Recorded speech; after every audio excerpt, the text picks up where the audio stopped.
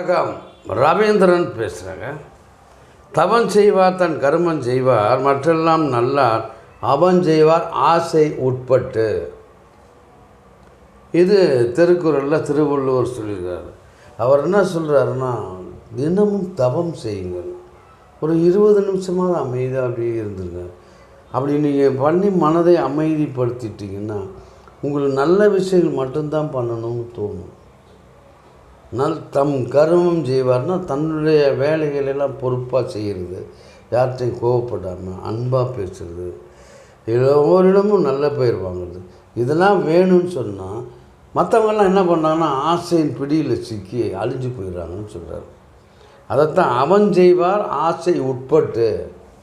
அதனால் ரொம்ப ஆசையில் விழுந்து அது வேணும் இது வேணும் அது வேணும் இது வேணும், கடைசியில் ஒன்றும் இல்லாமல் தானே போக போகிறோம். போகும்போது அருணாகரோட உருவிடுவோம். வாழ்க வளமுடன்.